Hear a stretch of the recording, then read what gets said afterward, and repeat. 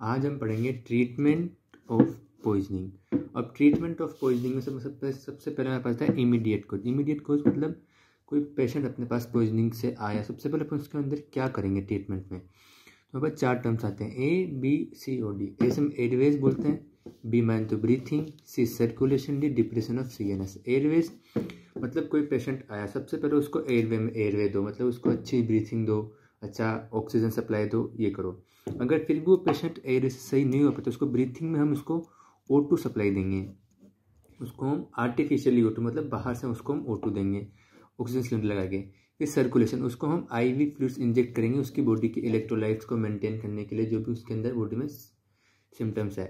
Depression of CNS, इसमें हम जो भी CNS का डिप्रेस हो रहा है सबसे पहले उसको हमें क्योर करना है, उसको हमें सही करना है, डिप्रेशन ना हो CNS का। ये था इमीडिएट कोज में। सेकेंड आता है removal of unabsorbed poison. Unabsorbed poison, जो पॉइजन उसकी बॉडी में गया, जो एब्जॉर्ब हो गया उसको तो हम रिमूव नहीं कर सकते अभी, पर जो अभी अनएब्जॉर्ब जो एब्जॉर्ब नहीं हो पाया उसको हमें रिमूव करना है। उसमें हमारे पास अब पॉइजन दिया किस मेथड से है, किया किस मोड से है, उस पर डिपेंड करता है। अब उसको पॉइजन तो इनहेल किया गया है, उसने इनहेल लिया है, उसने मतलब रेस्पिरेशन के थ्रू आया है, उसकी बॉडी में उसको इंजेक्ट किया गया है, या उसने किसी कॉन्टेक्ट के में आया है पॉइजन किया, उसने पॉइजन को इंजेस्ट मतलब ईट किया है, ये इसको पढ़ते हैं। इनहेल्ड पॉइजन अगर उसने लिया है, जैसे उसने एयर वे के थ्रू, सबसे पहले उसको हम फ्रेश एयर में लेके जाएंगे, उसके बाद कुछ ज़रूरत पड़ी तो उसको हम O2 सप्लाई देंगे 6 से 8 लीटर की।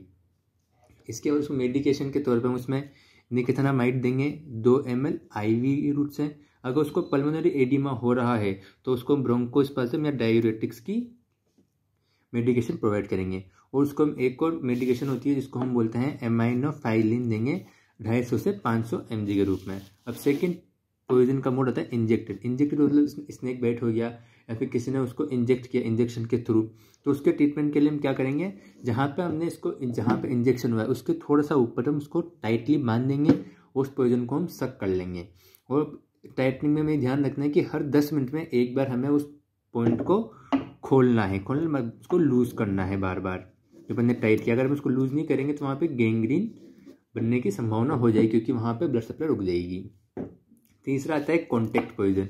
कॉन्टेक्ट पॉइजन मतलब कि वो जो सरफेस है उसकी, वो उस पॉइजन के कॉन्टेक्ट में आएगी, तो उसके जो भी उसने क्लोथ्स पहने हुए हैं, ऑर्नामेंट्स पहने हुए हैं, उनको हम सबसे पहले वहाँ से रिमूव करेंगे।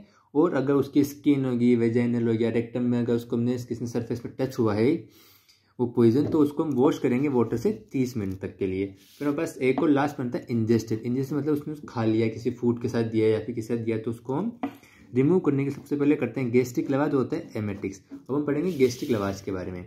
गैस्ट्रिक लवाज क्या होता है, गैस्ट्रिक लवाज को हम सबसे पहले हम जो स्टमक कंटेंट होता है उसको हमें बॉडी से रिमूव करना है, स्टमक से।